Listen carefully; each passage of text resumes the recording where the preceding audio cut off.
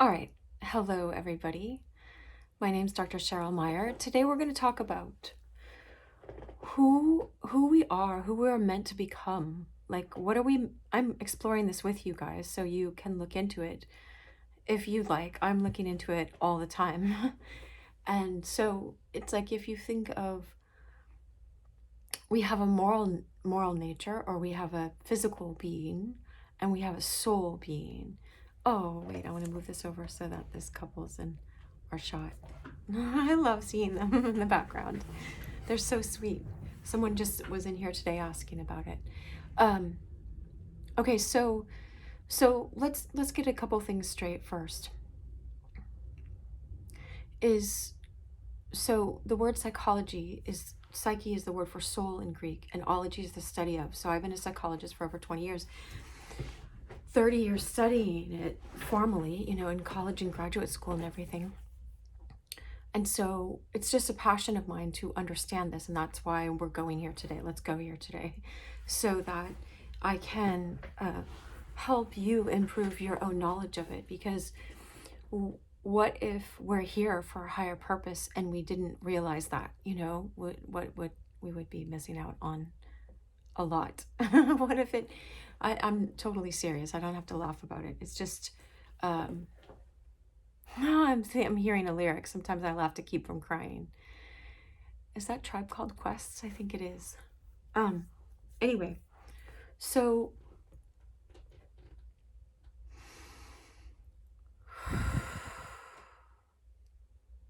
first of all, be really present. Feel yourself in your body and just be present. Put your feet on the ground, like John Butler says.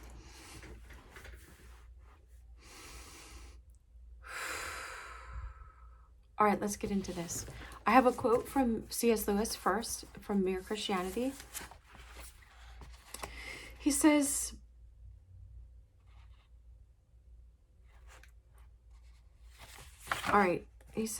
did you ever think when you were a child what fun it would be if your toys could come to life? Well, suppose you could really have brought them to life. Imagine turning a tin soldier into a real little man. It would involve turning the tin into flesh. And suppose the tin soldier did not like it. He is not interested in flesh. All he sees is the tin is being spoiled. He thinks you are killing him. He will do everything he can to prevent you. He will not be made into a man if he can help it, right? So he doesn't know he's being made into a different thing, into a better thing, right? Because it's better to be a human with a soul than a tin soldier, just this plastic thing, right? And so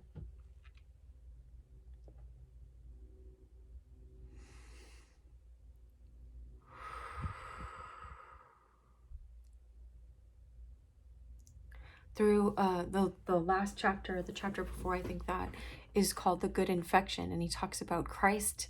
All of us are meant to be. Now I welcome all religions. I'm gonna speak from my own past, but I try to be inclusive of everybody. And if you are of a different religious faith, then don't get in your egotism about it. Just see all of this mystically, because these are high truths for all of us to know, because we're all souls. And so we're all meant to know these things. And I always saw and do see, Christ is always teaching highest consciousness, highest love, highest truth, the way to operate in this world and the next. And so I take from him.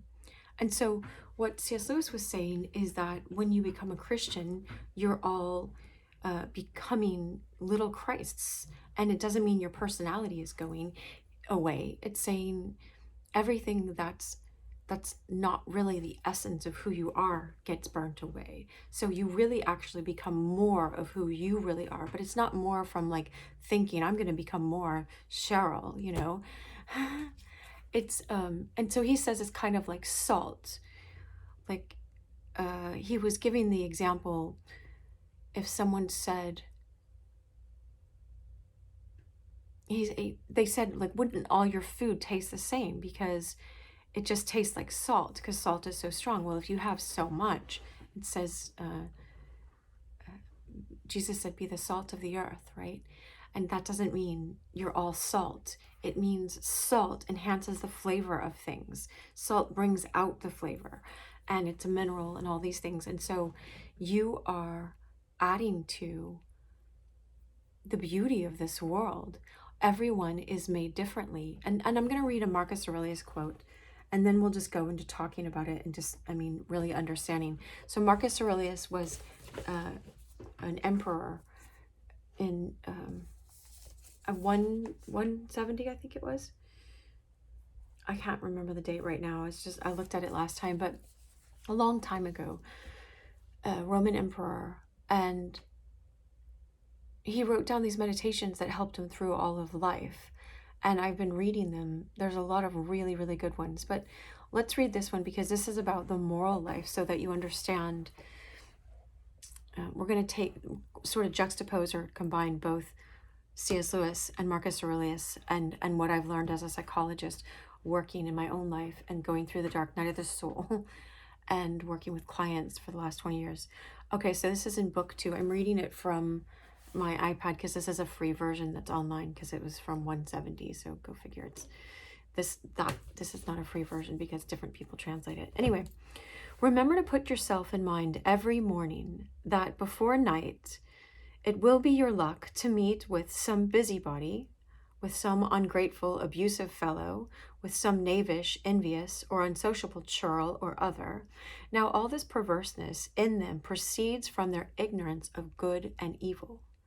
And since it has fallen to my share to understand the natural beauty of good action and the deformity of an ill one, since I am satisfied the person disobliging him because he's like this emperor, so people had to come to him for all sorts of things. So it's like running a court or something. He's going to run into all these different kinds of people that have complaints and everything, right?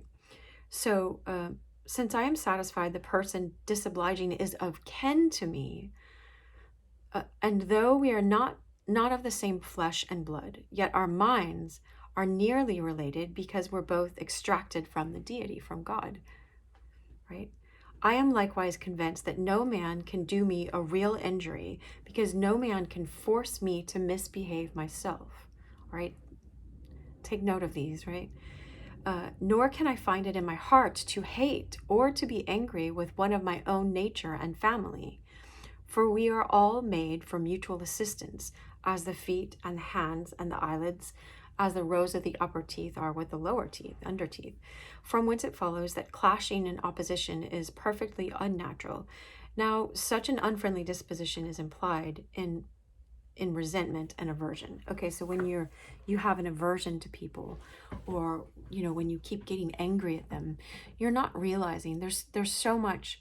I just read right before this a preface to one of the Marcus Aurelius meditation books that they wrote for kids. They had the meditations of Marcus Aurelius for kids.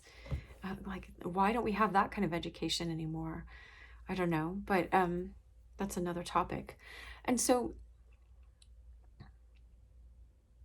what C.S. Lewis is talking about, so Marcus Aurelius is talking about interacting with people in this life. What C.S. Lewis was talking about, he says, as what Christ was teaching and what Christ wants to do for us is reconcile us to a perfect God that we walked away from, that we turned from. And so he says, it's kind of another example that C.S. Lewis gives is like a horse that's turned into a flying horse. It's turned into something completely different, or like a caterpillar turns into a butterfly. It had the potential within it, but and so where is that? It's in the end of the last chapter. I want to read this part too, right? And then I won't go back. I don't plan to go back to the book.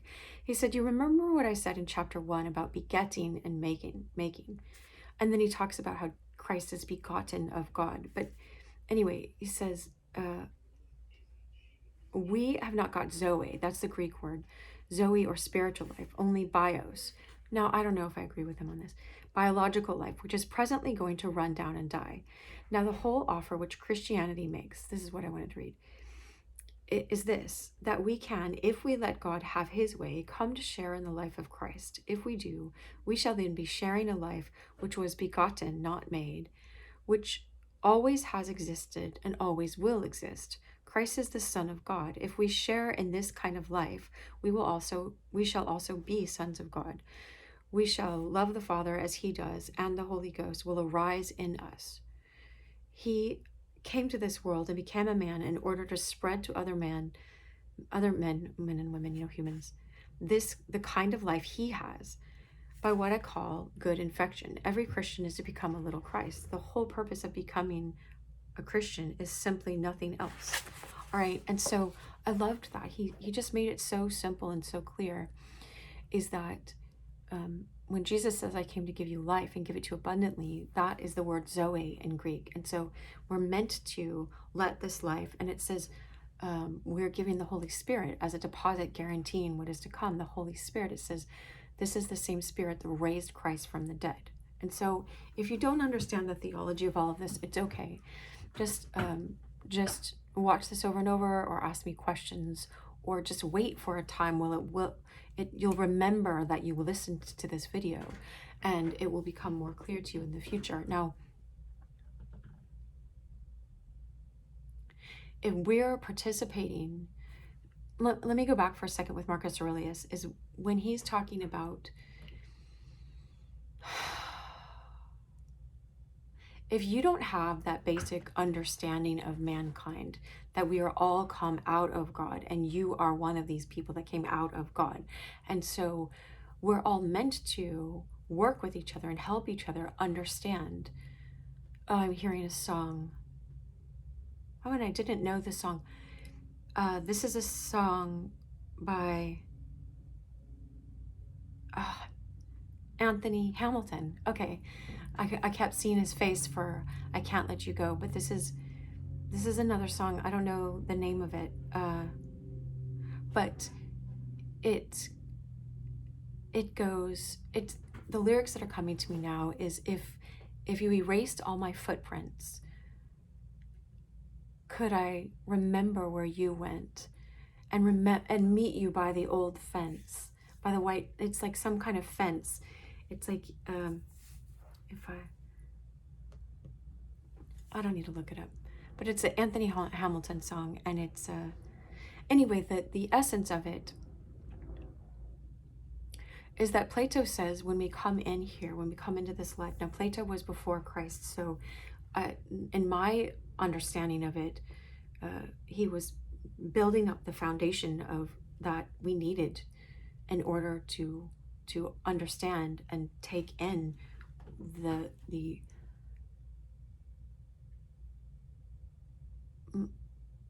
just the multitude, the amazingness of the consciousness that Christ taught. Besides offering us salvation, he was God on earth, so he's operating from a high level of consciousness. Now, before I go into, well, let me say what Plato said first, and I got to remember this, is Plato said that we come down here and we forget that we were one with God, however that is. In the book, in Psalm 139, it says, you knit me together in my mother's womb, whatever that knitting is. You were once part of God, and he breathed into Adam, gave Adam a soul, made him out of earth, Adam and Eve. Some Torah commentaries say that they were one, and when God pulled Eve out, it was out of half of Adam, and so he breathed a soul. And now I'm not saying that's for sure theology, so don't get mad at me for that. I like that understanding. And she got a rib, at least she got made out of a rib, so, but it could be the Hebrew word. Hebrew words are like a picture, and so that's how they can say that, because there's nuances, there's nuances. But anyway, Plato says we purposefully, most of us, forget what it was to be one with God, and we go through this sea of forgetfulness, and now we're here. And so that's why I was hearing Anthony Hamilton's song. He's like, if you erased all my footprints, could I find out where you went and meet you by the old fence? Someone, his wife, he's married, but it's like this person that he loves so dearly, and it just always reminds me, when I listen to that song, it reminds me of why are we here? Elliott Smith was a friend of mine, and he used to sing the Big Star song 13, and in that song, I'll quote it briefly. I'm quoting it. it's not quote, it's real quotes. And he says, let me walk you home from school. Let me take you to the dance. Well, you know, he talks to your father and everything like that. It's really, really sweet. I did a whole teaching on that, but anyway, and so it's like, is life a school? Is life a dance? Is life this artwork? Who are we here? Who are you? Are you this, like this shimmering? When I have had visions, it's like the soul is like the shimmering. Like I get my nails done like that too, to remind myself, stay in your soul self, because it just reminds me, okay, so Marcus Aurelius had it in his mind that it's like, no, we all come from, we're all part of God. And so respect other people and respect that you are part of God, right? So I had quoted some musician the other day, and then, because I always like giving credit in one of my videos, and I quoted, and then my algorithm on Twitter kept showing me the same musician, right? And so then I had it in my heart to start praying for this musician. And anyway, I have no idea why. I just do what I'm asked from God, and you know, whatever. But I was like, wow, look at how serious this musician is about showing up to the concerts, putting on this great performance, you know, bringing all this energy and all of these songs that they worked hard to make in the past to create, and bringing those to a group of people. You know, it's like my kids like making really nice food. I'm like, what? Let's just have the same thing every day. I'm like, let's have a bowl of oatmeal. That's more because I want to be studying and stuff like that. I'm always wanting to be. Anyway, but it's like, if they have a gift and they have a knack for that and a passion for that, then it's like them serving this excellent meal. Now, unless you're totally given over to gluttony and you're running after, I did a tweet this morning on, if you're not running after those things and letting those run your life, then it can be a great thing to celebrate. Let's just say, like, to celebrate a pop star creating a pop concert experience, you know, as long as it's not directing people towards evil. That's where my line is in the sand. But so I'm always like, be discerning, have discernment, use discretion. I did see someone else this week, this woman, I forgot who it was, but I was uploading something on Instagram and I want to give her credit, but she was just writing the definition of entertainment, and it was like entering you and training you and trapping you. It was something like that. It's not that all entertainment is that. I can't remember all of what she was saying, but be aware. Some people say, you know, guard your eye gates and your ear gates and your mouth, you know. Anyway, I always recommend those, being temperate, being sober in all things. But going back to your vision and your focus and your purpose, like, why are you here? Understand, why are you here? And if God created us and we have a soul memory of coming from God, and we have this longing to go back to God. That was the song that was coming to me this morning, is Satisfy My Soul by Bob Marley. And so he's like, can't you see what you've done for me? I'm happy inside all of the time. You satisfy my soul. And then he's asking, satisfy my soul, you satisfy my soul. But I can't get no satisfaction. You can't get that satisfaction from external or even from yourself. I teach so often. St. Augustine said, our hearts are restless until they find their repose in thee, God. And C.S. Lewis says, if I find in myself a desire that nothing in this world can satisfy, the indication is that I was made for another world. And so that means, all of that means is, check yourself before you wreck yourself. That's a different song. And it means, understand, if you have a soul and if you're fighting tooth and nail because you're identified as a 10 soldier and you keep going around in your addictions here over and over again, and in the triggers I've talked so many times about, let me show it one more time real quick, because I just want you to be equipped, is that if someone will say something mean or an event will happen and it triggers all our old baggage. And if we have a bunch of consciousness here, the more we grow in consciousness or even just awareness that we have this baggage, we won't be identified. If they say, you're stupid, you're an idiot, and it taps into all of the other times I felt like that as a child, then I might be hooked in and identified as whatever this is, as you're worth rejecting or you're worth whatever. And it's like, no, that is a lie. This is programming. This is input. You know, if people just did, and I used to do some data entry in college. I was volunteering for the C.S. Lewis Foundation, right? And so I would enter people's, I got to go to C.S. Lewis's house in Oxford and redo it for people. So,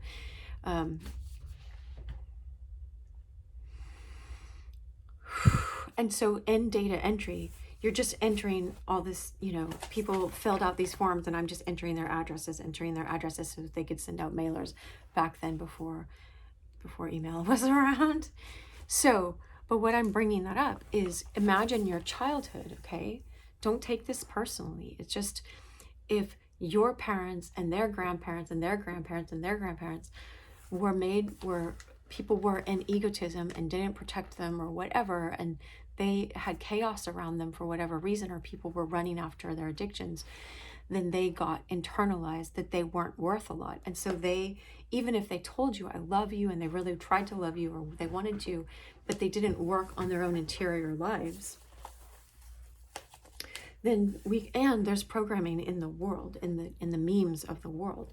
So we just got all this input into our computer, but it's input that's not true. It's not true, because anything that you say to yourself, all right, this just came to me just now, like literally just now. I sometimes will use a baby as an example, but it's like, if you imagine having a little baby and you're loving this girl or boy, and it's like, imagine what you would want to say if you, and be how you want to be and say and act towards this baby, right? If there's anything that you're saying, watch. An exercise you can do, that I have a 1-minute video called The Examine. It's on a TikTok or else maybe on YouTube, but look for it. And it's St. Ignatius taught, you just look at the end of the day, you take 15 minutes, all right? Oh, I'm remembering a quote. This guy, Dr. Stellanus Attaché, otherwise known as Daskalos, which I'm cautious about telling people about anyway, but I do, he's taught me so much. But he said that, well, maybe someone was quoting him, so this might be a quote away, one step away from him. They were saying this will accelerate your spiritual life so much. And not that you want to be running after, oh, I have to accelerate my spiritual advancement. But he says, if you take 15 minutes every day and you say, what did I do, say or think or whatever that I ought not to have done today? What did I not do that I ought to have done today?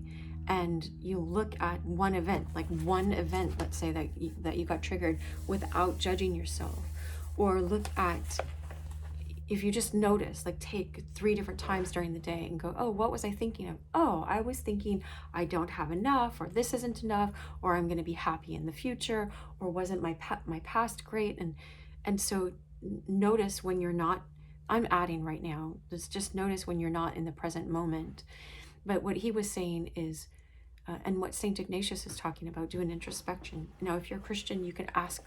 And C.S. Lewis said there's so many degrees of, we don't know. Someone could be, I loved how he put this, right? Because I'm so universalist in my heart, but I don't want to water down any doctrine. But he said there could be a Buddhist that God is working on so much that he's being called to keep developing this one aspect of himself That's so similar to Christianity. He's already becoming a Christian without calling himself a Christian. And he said there are other people that called themselves Christians that are walking away from that and not at all involved in that, but they're not yet calling themselves not Christians. They don't even realize per se. I'm not saying you'll just fall away from it like that, but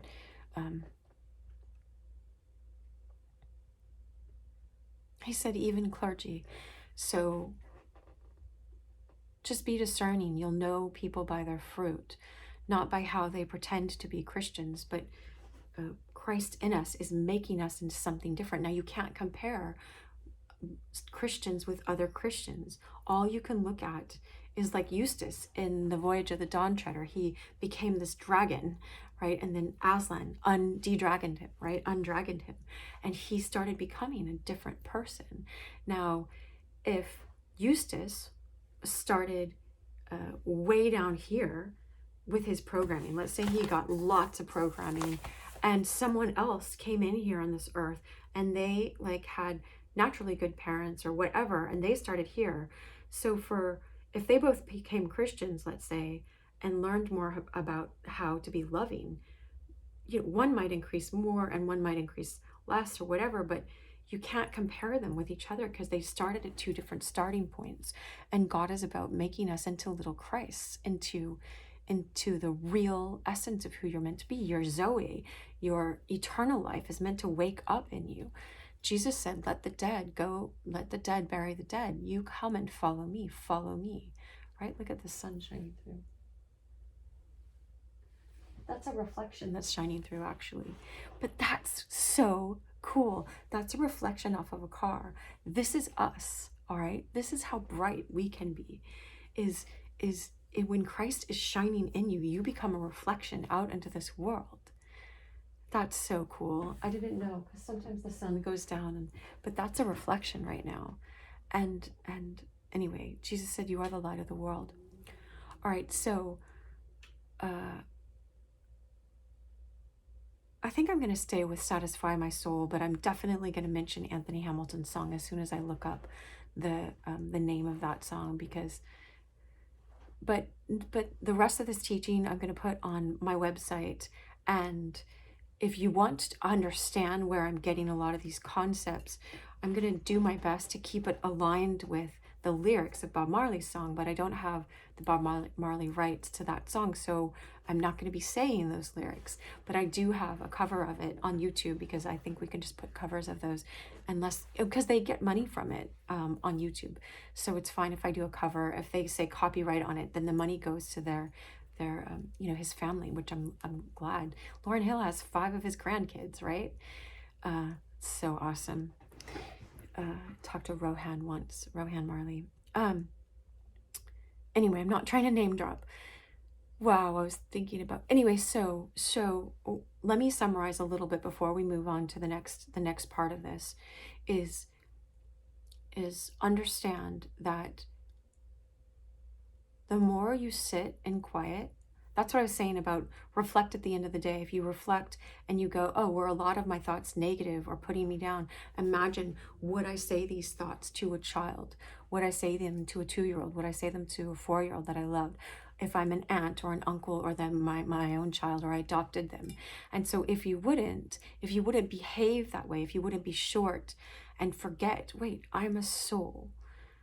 George MacDonald said, don't teach your kids they have a soul. Teach them they are a soul and they have a body. You have this body, but it says this, if the Spirit of God lives in you. And John 1:9, you can contemplate on John 1:9. It says that Christ is the light that lighteth every man that comes onto this earth. All right. And so there is a general sense that Christ, the light of Christ, is in everyone, but I'm not trying to be new age at all, and I don't recommend that. And I don't like dividing people, but I always want to teach the truth as best as I can without not trying to pander to anyone, but also understanding that truth is a many-sided diamond, And so we're all looking at it from different angles. And so one person over here can see things this way and they're still looking at truth. And this person can be like, you're all wrong. And that's why people get in ego battles and stuff. So we're not talking about that. If you go back to grounding yourself and being like what Marcus Aurelius said and recognizing, wait, why ought I fight these other people? There, even if someone comes and calls me this horrible thing right here, it's just this little sliver. You know, like I'll use the example of the person that chose to ghost me. Like, I feel bad. I don't feel bad for him. Like that, God, he'll have to answer to God, definitely. And I've released him so many times to God, but it doesn't matter. In a way, it doesn't matter. It totally matters because you're responsible for your own actions.